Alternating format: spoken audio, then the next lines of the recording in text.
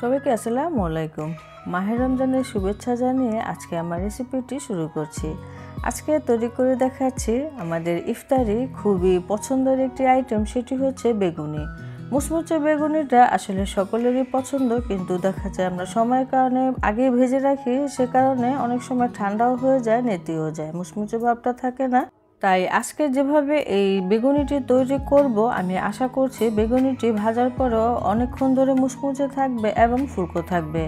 আশা করছি আপনাদের ভীষণ কাজে আসবে। রেসিপিটি ভালো লাগলে ভিডিওতে একটি লাইক কমেন্ট করতে ভুলে যাবেন না, সাথেই থাকবেন চ্যানেলটি সাবস্ক্রাইব করে। চলে এলাম আমি পুরো রেসিপিতে। প্রথমে একটি মিক্সিং বোল নিয়ে তার মধ্যে একটি চালনি দিয়ে দিলাম, তারপর দিয়ে দিচ্ছি বুটের ডালের বেসন 1 কাপ পরিমাণে। আমি বুটের ডালকে ভাঙিয়ে আনি মেশিন থেকে। সেই সাথে এখানে আমি 3 টেবিল চামচ পরিমাণে চালের গুঁড়া দিয়ে দিচ্ছি। আমি এখানে পোলাও চালের গুঁড়াটা ব্যবহার করি, আপনারা আতপ চালের গুঁড়াটাও দিতে পারেন। সেই সাথে দিয়ে দিলাম 2 টেবিল চামচ উঁচু করে কর্নফ্লাওয়ার। এতে করে ভাজা পোড়াগুলো ফুলকো হবে এবং মুচমুচে হবে। আর চালের গুঁড়াটা আপনি 1 কাপের জন্য 3 টেবিল চামচই দিতে পারবেন। এর থেকে বেশি দিলে কিন্তু ডালের যে একটা ফ্লেভার আছে সেটা নষ্ট হয়ে যাবে। মুচমুচে খাওয়ার চক্করে দেখা যাবে ডালের স্বাদই নষ্ট হয়ে গেছে। আর বেসন চালের গুঁড়ো অবশ্যই এভাবে চেলে নিতে হবে। হয়ে গিয়েছে। এখন আমি এখানে আধা চা চামচ করে হলুদের গুঁড়া, ধনিয়া গুঁড়া, মরিচের গুঁড়া এবং জিরা গুঁড়া দিয়ে দিলাম। সেই সাথে স্বাদ অনুযায়ী লবণ দিচ্ছি। আমি এখানে 1 চা চামচের কিছুটা কম হবে লবণ দিয়েছি। 1 চা চামচ দিয়ে দিলাম আদা রসুন বাটা, আর 1/4 চা চামচ দিয়ে দিচ্ছি জর্দা রং। রংটা দিলে এই ভাজা পোড়া কালারটা খুবই সুন্দর আসে, তবে এটা অপশনাল। আমি এখানে 1 কাপ পরিমাণে পানি নিয়েছি, অর্ধেকটা পানি দিলাম, তারপরে ঘন ব্যাটার তৈরি করে নিয়েছি। এটি হ্যান্ড উইক্স দিয়ে আমি খুব ভালো করে মিশিয়ে নিব। তবে ঘন থাকা অবস্থায় খুব ভালো করে ফেটিয়ে নিতে হবে, তাহলে আমাদের এই ব্যাটারটা ভালো হবে। আমি হ্যান্ড উইক্স দিয়ে কিছুক্ষণের মতো মিশিয়ে নিয়েছি, তারপরে হাত দিয়ে খুব ভালো করে মিশিয়ে নিলাম। তবে হাত দিয়ে মেশালে সুবিধা বেশি হয় এবং ফলাফলটাও ভালো পাওয়া যায়। যেহেতু এখানে চালের গুঁড়া ব্যবহার করেছি, আপনাকে অবশ্যই এই ব্যাটারটা খুব ভালো করে এভাবে মুথে নিতে হবে, তাহলে এই ব্যাটারটা খুবই মসৃণ হবে।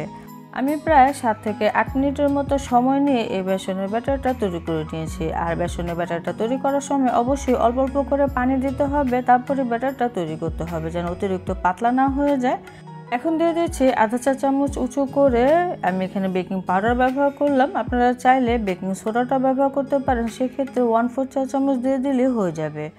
এখন আবারও খুব ভালো করে নেড়েচেড়ে মিশিয়ে নিতে হবে। তারপরে এই ব্যাটারটাকে অবশ্যই আধা ঘন্টার জন্য রেস্টে রেখে দিতে হবে, এতে করে রেজাল্টটা খুবই ভালো পাবেন। তো আমি একটু ঘনত্বটা দেখিয়ে দিচ্ছি, এরকম ঘনই আসলে তৈরি করবেন, তাহলে বেগুনি, আলুর চপ যেটাই দেন না কেন খুব সুন্দরভাবে কোট হয়ে যাবে। চামচটা খুব সুন্দরভাবে কোট হয়ে আছে, দেখে নিশ্চয়ই বুঝতে পারছেন। আর এরকম ব্যাটার তৈরি করতে হলে আপনাকে পানি যতটুকু দেওয়া প্রয়োজন দিয়ে দেবেন। আমার এখানে 1 কাপ পানি লেগে আরও 1 টেবিল চামচের মতো পানি লেগেছিল, আপনাদের ক্ষেত্রে সামান্য একটু কম বেশি লাগতে পারে। বেসনের ব্যাটার নিয়ে তো অনেক কথা বললাম, এখন আসি বেগুনিতে। আমি এখানে বেগুনি কেটে নিয়েছি এরকম পাতলা করে, বেশি মোটা হবে না, আবার খুব বেশি পাতলা করা যাবে না। মোটা হলে দেখা যাবে ভিতরে পানি ছেড়ে দেবে, বেগুনি মুচমুচে থাকবে না। আবার অতিরিক্ত পাতলা করলে কিন্তু খেতে মজা লাগে না। আমি গোল বেগুনও নিয়েছি, মানে গোল করে কেটে নিয়েছি, আর লম্বা বেগুন থেকে এই বেগুনিগুলো খেতে বেশি মজা লাগে। এখানে আমি 1/4 চা চামচ করে হলুদ, মরিচ এবং লবণ দিয়ে বেগুনিগুলোকে মাখিয়ে নেব। বেগুনি আমি আস্ত অবস্থায় ধুয়ে তারপরে কেটে নিয়েছি। আমি কাটার পরে আসলে বেগুনিগুলো ধুই না, ভাজার কিছুক্ষণ আগে আমি এরকম হলুদ, মরিচ, লবণ মাখিয়ে রাখি, এতে করে খুব সুন্দরভাবে ভেতরে লবণ ঢুকে যায়, যেটা বেগুনি খেতে খুবই মজা লাগে। মাখিয়ে নিয়েছি, এখন আমি রেস্টে রেখে দিব প্রায় 5 মিনিটের মতো, এর থেকে বেশি রাখা যাবে না, এতে করে পানি ছেড়ে দিবে।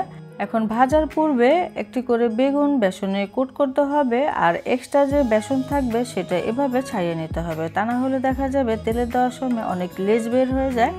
এখন ডুবো তেলে, গরম তেলে ছেড়ে দিতে হবে। আমি প্রথম থেকে তেল গরম হতে দিয়েছিলাম। আর ভাজা পোড়াগুলো অবশ্যই ডুবো তেলে করতে হয়, আর বেগুনিগুলো যদি বেশি তেলে ভাজা হয় তাহলে খুবই ভালো হয়, খুবই ফুলকো হয় এবং খেতেও মজা লাগে। আর অতিরিক্ত না দিয়ে বেগুনগুলো এরকম এক ব্যাচে এরকম কম করে দিলে ভালো, নাড়াচাড়া করতে সুবিধা হয়। আর একটা গায়ে একটা লেগে থাকে না, একটা গায়ে একটা লেগে থাকলে দেখা যায় অনেক সময় ফুলতে চায় না। আমি এক ব্যাচে 4টি করে দিব, বাকিগুলো পরে ভেজে নেব। আমাদের বেগুনিগুলো তেলে দেওয়ার সাথে সাথে ফুলে গিয়েছে, আপনারা নিশ্চয়ই খেয়াল করেছেন। বেগুনিগুলো ছাড়ার পরে যখন ফুলে যাবে তখনই চুলার জালটাকে কমিয়ে দিতে হবে, একবারে লো না, লো থেকে সামান্য একটু বাইরে রেখে তারপরে ভেজে নিতে হবে। আর এই সুন্দর কালারটা আসার জন্য আপনাকে অবশ্যই চুলার জালটা কমিয়ে রেখে একটু সময় নিয়ে ভেজে নিতে হবে। তাহলে এই ভাজা পোড়াগুলো ভাজার পরেও অনেক সময় ধরে মুচমুচে থাকবে, নিতেও যাবে না, আবার খেতেও মজা লাগবে। বেগুনিতে খুবই সুন্দর একটি কালার চলে এসেছে, দেখে নিশ্চয়ই বুঝতে পারছেন। এখন আমি নামিয়ে নিচ্ছি। আর গোল বেগুনগুলো আমি ঠিক একইভাবে দিয়েছিলাম। আমার মোবাইল থেকে কিভাবে যেন সিনটুকু কাট হয়ে গিয়েছে। তো সেই প্রথমবারের মতোই আসলে এগুলোকেও একটু সময় নিয়ে ভেজে নিতে হবে, উল্টিয়ে পাল্টিয়ে। তো খুবই সুন্দর কালার চলে এসেছে, মুচমুচেও দেখাচ্ছে। তো এখন আমি এগুলোকেও নামিয়ে নিচ্ছি। পরে ব্যাচগুলো আমি ঠিক একইভাবে ভেজে নিব। আমার এখানে কিছুটা বেসন বেঁচে গিয়েছিল, আমি এখানে কিছু ধনিয়া পাতা ভেজে নিচ্ছি। আপনারা চাইলে কাঁচামরিচও ভেজে নিতে পারেন। 2-3টা করে ধনিয়া পাতার ডগা এভাবে একসাথে জড়ো করে তারপরে বেসনে কোট করে তেলে ছেড়ে দিতে হবে। প্রথমবারের মতোই বা বেগুনের মতোই সময় নিয়ে ভেজে নিতে হবে। তারপরে এখন আমি পরিবেশন করছি আমার বেগুনি। তো সাউন্ডটা শুনে নিশ্চয়ই বুঝতে পারছেন।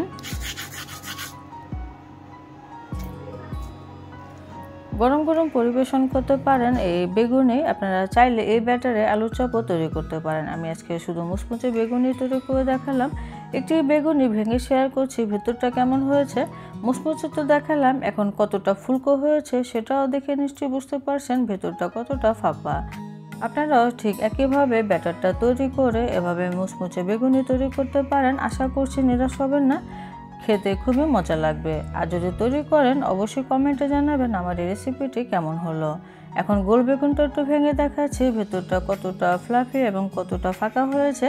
আর এই বেগুনিটা খেতে লম্বা বেগুনের থেকে বেশি মজা হয়, কারণ এই বেগুনের পরিমাণটা একটু বেশি থাকে। তো আমার কাছে বেশি পছন্দ, আপনারা তৈরি করে দেখতে পারেন আপনাদের কাছে কেমন লাগে। ভিডিওটি ভালো লাগলে ভিডিওতে একটি লাইক শেয়ার দিতে ভুলে যাবেন না। চ্যানেলটিতে সাবস্ক্রাইব করে পাশে থাকবেন। সবাই অনেক বেশি ভালো থাকবেন। রমজান মোবারক জানিয়ে আজকে আমার ভিডিওটি শেষ করছি। খোদা হাফেজ।